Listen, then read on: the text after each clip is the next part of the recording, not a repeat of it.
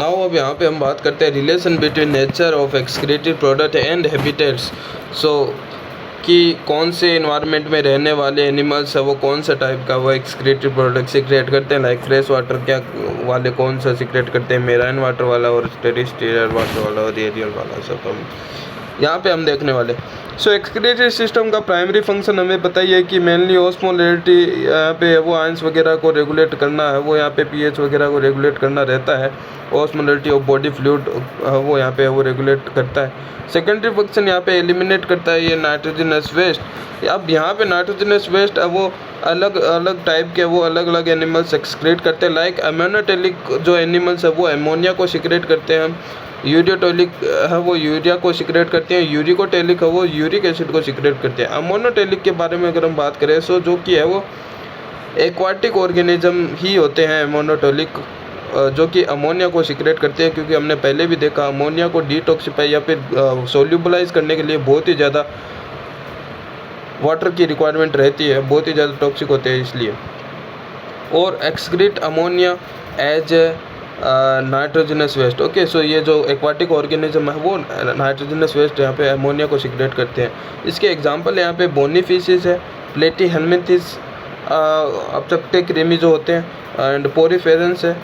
जिनकी सेल से वो अमोनिया सिक्रेट होता है डायरेक्टली वाटर में, नाइडेरियंस है एंड क्रस्टेशियंस है, larva from form of amphibian, because amphibia का लार्वा है वो पानी में ही होता है और वो एडल्ट होके वो टेरेस्ट्रियल इन्वायरमेंट में आता है, लेकिन उनका जो लार्वा है वो पानी में ही तैरता रहता है।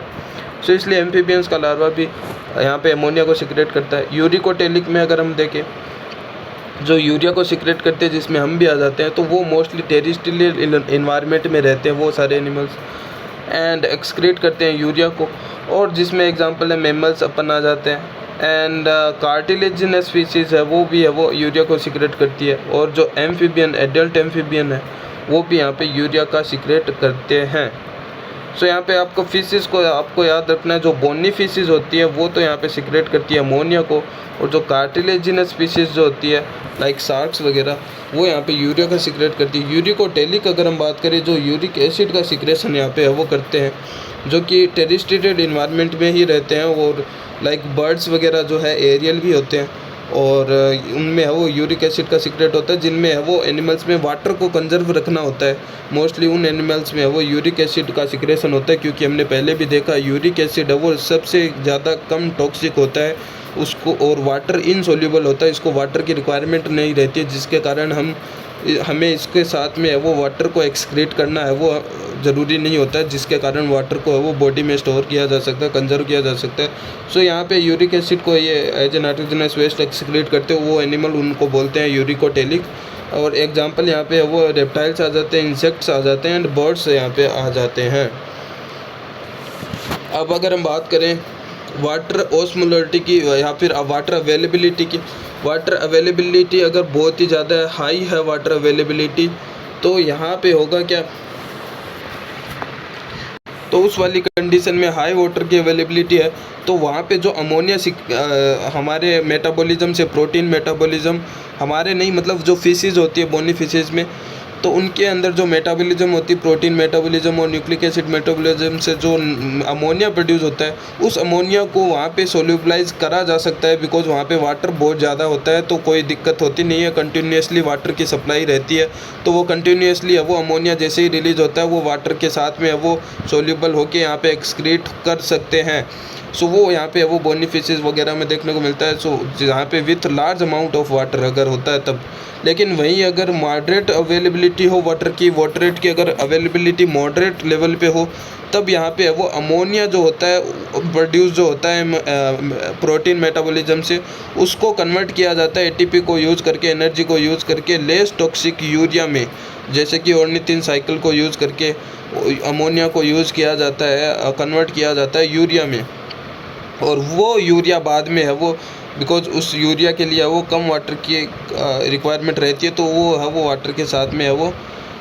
यूरिन के साथ में है वो किडनी से होके वो एक्सक्रीट आउट है वो कर दिया जाता है। वहीं अगर वाटर की स्कार्सिटी हो, मतलब वाटर की बहुत ही ज़्यादा कमी हो किसी एनिमल्स में, तो वहाँ पे लाइक डेजर्टी इन्वायरमेंट में एंड वो आप देख सकते हो कि वहाँ पे वाटर की स्कैरसिटी रहती है, कमी रहती है, अवेलेबिलिटी नहीं रहती है। तो वहाँ पे उस यूरिया को भी वो बिकॉज यूरिया को भी एक्सक्रीट करने के लिए थोड़ा बहुत वाटर की रिक्वायरमेंट रहती है, जैसे यूरिन में वाटर होता है ऑब्वियसली, लेकिन यूरिक एसिड है उस वो वाटर में घुलनशील नहीं होता है, तो ये काम में आता है जहाँ पे वाटर की स्कैरसिटी होती है। तो वहाँ पे यूरिया को भी है वो वापस से कन्वर्ट किया जाता है यूरिक एसिड में, या फिर डायरेक्टली है वो न्यूक्लिक एसिड मेटाबॉलिज्म से वो यूरिक एसिड भी बन सकता है, हमने देखा। और वो यूरिक एसिड है वो अब यहाँ पे क्रिस्टलाइज्ड फॉर्म में, पेस्ट फॉर्म में वो एक्सक्रीट आउट होता है, न कि लिक्विड फॉर्म में, जैसे कि बर्ड्स वगैरह के आप देख सकते हो एक्सक्रीटरी प्रोडक्ट्स। सो वहाँ पे अब ह्यूमन है वो प्रोड्यूस करता है urea in large amount, okay, and from like nucleotide metabolism and protein metabolism. यहाँ पे वो न्यूक्लियोटाइड फ्रॉम न्यूक्लियोटाइड मेटाबॉलिज्म यहाँ पे ह्यूमन में भी है वो यूरिक एसिड बनता है, और बहुत ही ट्रेस अमाउंट में बनता है, लेकिन यहाँ पे लिखा हुआ ट्रेस अमाउंट, बहुत ही हम उसको हालांकि ट्रेस भी नहीं कर पाते, बहुत ही ट्रेस अमाउंट में है वो, बहुत ही कम अमाउंट में है वो यूरिक एसिड बनता है, वो भी न्यूक्लियोटाइड मेटाबॉलिज्म के थ्रू। ह्यूमन में मेजरली तो क्या बनता है, यूरिया ही बनता है। और यहाँ पे अगर एक्सेस अमाउंट में वो यूरिक एसिड बनने लग गया तो यहाँ पे वो गाउट डिजीज़ है वो हमें देखने को मिलती है। यूरिक एसिड वो अक्यूमुलेट हो जाती है जॉइंट्स में, जो जितने भी जॉइंट्स होते हैं वहाँ पे वो uric acid because excess amount में होने के कारण वो अक्यूमुलेट जमा होने लगते हैं, तो जिससे वो गाउट डिजीज़ हमें देखने को मिलती है। इसके ट्रीटमेंट यहाँ पे वो होता है एलोपिरिनॉल वो होता है, जो कि जेंथिन ऑक्सीडेज एंजाइम होता है, हमने देखा था फाइनल स्टेज में यहाँ पे यूरिक एसिड सिंथेसिस में काम में आता है। तो उसको वो उस एंजाइम को वो रोकता है, उस एंजाइम को रोकेगा तो यूरिक एसिड का फॉर्मेशन है वो यहाँ पे नहीं होगा, यूरिक एसिड फॉर्मेशन नहीं होगा, तो यहाँ पे ये वाली डिजीज़ कॉज है वो नहीं होगी। सो एलोपिरिनॉल यहाँ पे आता है जो कि जेंथिन ऑक्सीडेज को वो रोकता है। देन लेसिन्यूरेड यहाँ पे है वो, यहाँ पे है वो रीअब्जॉर्प्शन ऑफ यूरिक एसिड को वो रोकता है, ओके, जो कि फिर किडनी से वो वापस से ब्लड में यूरिक एसिड का रीअब्जॉर्प्शन नहीं होगा। Again evolution of excretory system, excretory system का एवोल्यूशन कैसे हुआ, क्योंकि हमें पता है सबसे जो प्रिमिटिव एनवायरनमेंट के एनिमल्स थे लाइक जो प्लेनेरिया प्लेटफॉर्म्स वगैरह थे, तो वहाँ पे ये स्टार्ट हुआ था, ये लाइक टिश्यू या फिर ये ऑर्गन है वो लाइक नेफ्रीडिया या फिर हम बोले एक्सक्रीटरी ऑर्गन है वो ऑर्गन सिस्टम है वो स्टार्ट या प्लेटिहेल्मिंथेस से वो काइंड ऑफ होना शुरू होता है। तो वहाँ पे जो प्रिमिटिव एनिमल्स यही होते हैं प्लेनेरिया और प्लेटफॉर्म, तो उनमें जो सबसे पहले टाइप का जो एक्सक्रीटरी ऑर्गन बना था वो था प्रोटोनेफ्रीडिया। प्रोटो मतलब बहुत ही ज़्यादा प्रिमिटिव, तो प्रोटोनेफ्रीडिया था, उसमें क्या होता था सिंपल बस ट्यूबुलर स्ट्रक्चर थी, सिंपल ट्यूबुलर स्ट्रक्चर थी। आज जो हमारे अंदर किडनी है वेल डेवलप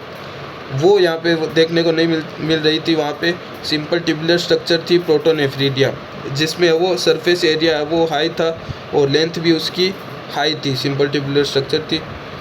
लेकिन उसके बाद में धीरे धीरे इवॉल्व जैसे जैसे एनिमल्स हुए लाइक प्लेटिहेल्मिंथेस से एस्केलेमिंथेस बने, एस्केलेमिंथेस से जब एनालिड्स बन गए, एनालिड्स में जितने भी कैंचुए वगैरह आप देखते हो अर्थवॉर्म्स, तो उसमें वो प्रोटोनेफ्रीडिया वो कन्वर्ट देखने को मिलता है। मेटानेफ्रीडिया में वो डेवलप हो जाता है, इवॉल्व हो जाता है, जो कि like functional very similar to the nephrons. जो नेफ्रॉन्स होते हैं, नेफ्रॉन आगे हम उसका फंक्शन देखेंगे किस प्रकार से नेफ्रॉन है वो फंक्शन करता है, लेकिन उससे भी बहुत ही ज़्यादा सिमिलर है वो ये मेटानेफ्रीडिया होता है। इसका भी है वो सरफेस एरिया है वो हाई होता है, लेंथ और हाई होता है। उस मेटानेफ्रीडिया से बाद में वो डेवलप वो इवोल्यूशन के थ्रू वो इवॉल्व होता है नेफ्रॉन्स, जो आज हम देखते हैं फंक्शनल यूनिट है होती है किडनी की। किडनी में एक किडनी में मिलियंस ऑफ नेफ्रॉन्स हमें देखने को मिलते हैं ओनली वन किडनी में, तो वो नेफ्रॉन यहाँ पे वो फंक्शनल यूनिट होते हैं किडनी की यहाँ पे, जो कि मोस्ट ऑफ द वर्टिब्रेट्स में वो देखने को मिलते हैं। और यहाँ पे जैसे कि लाइक ऑर्थोपोड्स में अगर हम देखें तो यहाँ पे ऑर्थोपोड्स में जो कि इंसेक्ट्स आ जाते हैं, उसमें क्रस्टेशियन आ जाते हैं। सो इंसेक्ट में है वो यहाँ पे एक्सक्रीटरी ऑर्गन है वो यहाँ पे शो नहीं कर रखा है, लेकिन मेल पिगियन ट्यूब्यूल्स आप लिख लेना। सो मेल मेल्पिगियन ट्यूब्यूल्स है वो यहाँ पे देखने को मिलती है। इंसेक्ट्स में क्रस्टेशियन में एज एक्सक्रीटरी ऑर्गन है वो ग्रीन ग्लैंड्स होती है।